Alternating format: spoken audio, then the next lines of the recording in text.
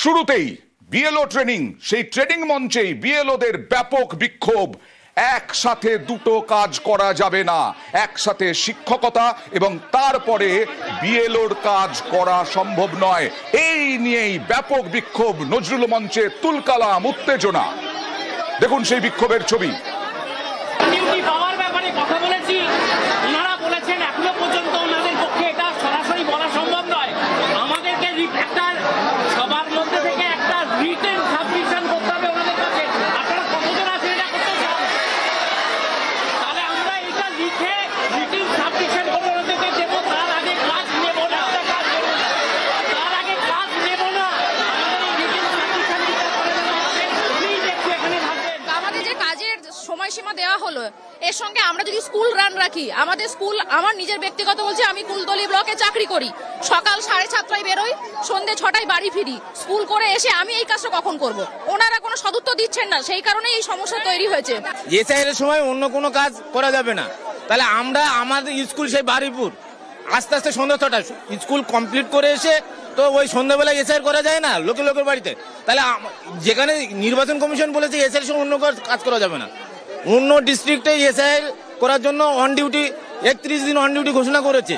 তাহলে আমাদের স্যার করছেন, বলছেন না কেন, সদুত্তর দিচ্ছেন না। সেটা ডেইলি 50 কিলোমিটার জার্নিং করে অফিস করে এসে আমি কি করে কাজ করব অন ডিউটি না দিয়ে? এটা কি সম্ভব? ইলেকশন কমিশনের যা মনে করবে তাই করবে, এটা আমরা মানছি না, আমরা ডিউটি করব না। অন ডিউটি ঘোষণা করলে তবেই আমরা বিএলওর কাজ করব, নালে আমরা করব না।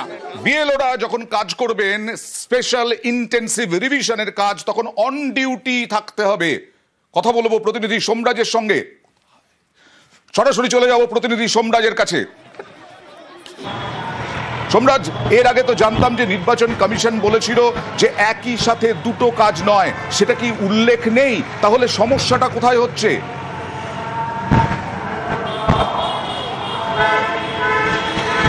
দেখো, যে জায়গায় সমস্যা বা বিভ্রান্তি তৈরি হয়েছে সেটা হচ্ছে, কমিশন আগে বলেছিল যে বুথ লেভেল অফিসাররা যখন বাড়িতে বাড়িতে যাবেন এই ইনঅমুলেশন ফর্ম নিয়ে এসআইআর এর কাজ করতে, সেই সময় শুধুমাত্র তারা এই কাজটাই করবেন, অন্য কোনো কাজ করবে না, এবং কমিশনের কাছেই তারা দায়বদ্ধ থাকবে এবং কমিশনের কাছেই তাদের গোটা বিষয়টি রিপোর্ট করতে হবে।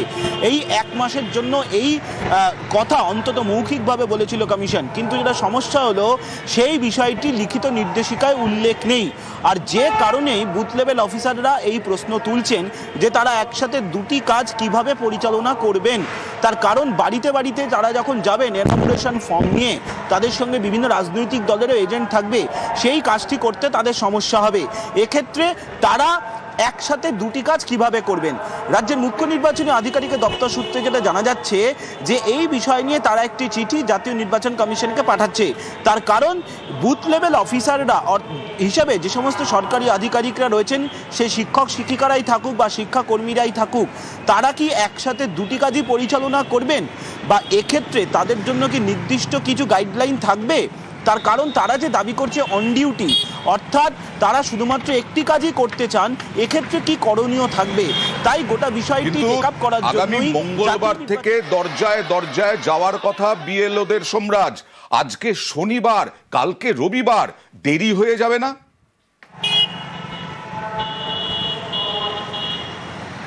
দেখো, কমিশন মনে করছে দেরি হবে না, তার কারণ কমিশনের তরফে আজকেই টেক ওভার করা হচ্ছে গোটা বিষয়টি, এবং ইতিমধ্যেই সেই চিঠি দেওয়ার প্রস্তুতিও নিচ্ছে রাজ্যের মুখ্য নির্বাচনী আধিকারিকের দপ্তর।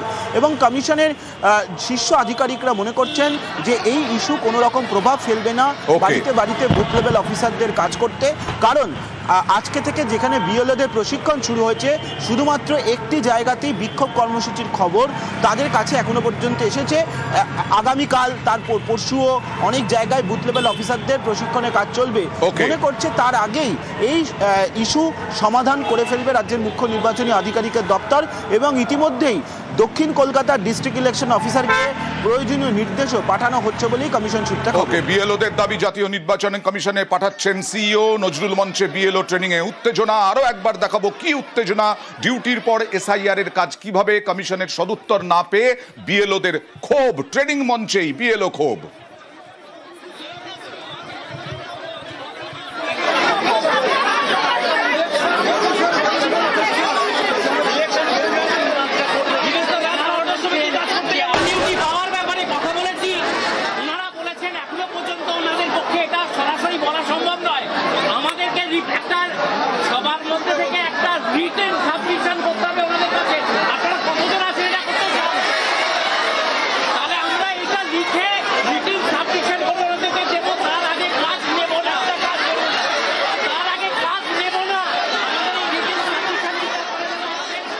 আমাদের এই বিএলও ডিউটির সময় আমাদের ইলেকশন কমিশনের তরফ থেকে অন ডিউটি লিভ চাই, যেটা দেখিয়ে আমরা আমাদের স্কুলের কাগজটা দেখিয়ে আমরা এই ডিউটিতে নিযুক্ত হতে পারবো। নাহলে সাইমালটেনিয়াসলি 100-150 কিলোমিটার দূরে বিদ্যালয় বাড়ি থেকে এবং পার্ক থেকে অতটা যাতায়াত করে রাত 7-8টায় বাড়ি ফিরে কোন টাইমে আমরা এই কাজটা করব? রাত 12টা অবধি? কারোর বাড়িতে রাত্রিবেলা 10টার সময় গিয়ে ঢোকা পসিবল না। আর এক মাস যদি স্কুল কখনো অন ডিউটি দিতে পারে না, একদম কমিশনের আধিকারিকরা যারা এখানে ছিলেন তাদেরকে যখন আপনারা এটা বললেন তারা এরিয়া চলে গেছে, তারা এরিয়া চলে গেছে।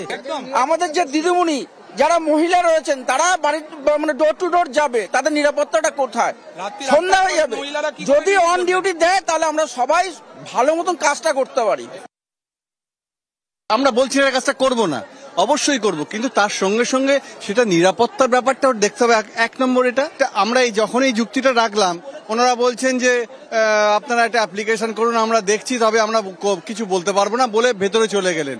এটা তো কোনো সদুত্তর নয় তো, কারণ ওনারাই তো আমাদেরকে কাজটা করাচ্ছেন। ওরা বলছেন আপনারা ঊর্ধ্বতন কর্তৃপক্ষকে অ্যাপ্লাই করুন। আমরা তো ডিআই তো আমাদেরকে এটা অ্যাপয়েন্টমেন্ট করেনি, এটা তো ইলেকশন কমিশন করেছে। তাহলে ইলেকশন কমিশন তো এর উত্তরটা দেবেন। এই মুহূর্তে আবারও নজরুল মঞ্চে যাব। নজরুল মঞ্চ থেকে রয়েছেন আমাদের প্রতিনিধি সান্নিক।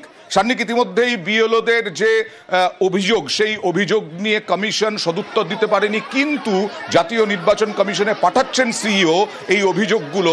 আর মঞ্চে দাঁড়িয়ে বিক্ষোভকারী বলছেন যে যতক্ষণ পর্যন্ত না সাবমিশন হবে আমাদের অ্যাপ্লিকেশন, এবং তার মধ্যে আমরা কাজ নেব না। কি অবস্থান এখন তাদের? দেখো, জাতীয় নির্বাচন কমিশনের কাছে যেহেতু বিষয়টি গিয়েছে, তাই এখানে যে নির্বাচন কমিশনের আধিকারিকরা রয়েছেন তাদের পক্ষে এই সদুত্তর দেয়া, তাদের যে অ্যাকচুয়াল প্রশ্ন বিএলওদের তার উত্তর দেয়া কিন্তু সেই অর্থে সম্ভব নয়। কিন্তু যারা বুথ লেভেল অফিসাররা রয়েছেন তারা সঙ্গত দাবি করছেন, যেভাবে এই গোটা বিষয়তে নির্বাচন কমিশন যে কথা তাদেরকে আগে মৌখিকভাবে বলেছিল যে সময় তারা এই এসআইআর এর ডিউটি করবেন, ঠিক সেই সময় তাদের যে নির্দিষ্ট তাদের যে নিজস্ব যে ডিপার্টমেন্টের যে চাকরি, কেউ বেশিরভাগই এখানে স্কুল টিচার রয়েছেন, আরো অন্যান্য দপ্তরের যারা কর্মীরা রয়েছেন, তাদেরকে সেই সময়টাতে অন ডিউটি লিভ দেওয়া হবে। কিন্তু তারা একেবারে প্রাসঙ্গিকভাবে প্রশ্ন তুলছেন যে এই গোটা বিষয়টাকে সামলে তারপরে স্কুলের ডিউটি একই সঙ্গে ম্যানেজ করা, দুটো কিন্তু একসাথে সম্ভব নয়। কিন্তু সেটা তো বুঝলাম, কিন্তু এখন কি তারা অবস্থান বদলালেন, না এখনো অপেক্ষা করে চলেছেন এবং দ্বিতীয় দফার ট্রেনিংও শুরু হয়ে গেছে? দ্বিতীয় দফা ট্রেনিং ইতিমধ্যেই শুরু হয়েছে এবং সেই ট্রেনিং এর মধ্যেই যারা এখানে আধিকারিকরা ছিলেন তারা তাদেরকে অনুরোধ করেন তারা যেন গিয়ে তার মধ্যেও আসন গ্রহণ করেন এবং তাদের যা প্রশ্ন রয়েছেন তাদের সঙ্গে একটা আলোচনার মাধ্যমে তারা আসতে চান। এবং সেই আলোচনার মধ্যে কিন্তু আজকে কিছুক্ষণ আগে আমরা দেখলাম দ্বিতীয়ার্ধের যখন ট্রেনিং শুরু হলো তখন যারা প্রথমার্ধে ট্রেনিং করেছেন তাদেরকেও সেখানে বসানো হয়েছে এবং তারা সেখানে তাদের যে দাবি দেওয়া রয়েছে সেটা নিয়ে কিন্তু নির্বাচন কমিশনের আধিকারিকদের সঙ্গে কথা বলছেন। এখন এটাই দেখার এখান থেকে কোনো সদুত্তর তারা পান কিনা, তারা তাদের সমস্যার সমাধান এখান থেকে করাতে পারেন কিনা, এখন কিন্তু এটাই দেখার। সদুত্তর তারা পান কিনা, তারপরে তারা কাজ নেবেন কিনা, এই দিকে নজর থাকবে আমাদেরও। সবার মধ্যে থেকে একটা রিটেন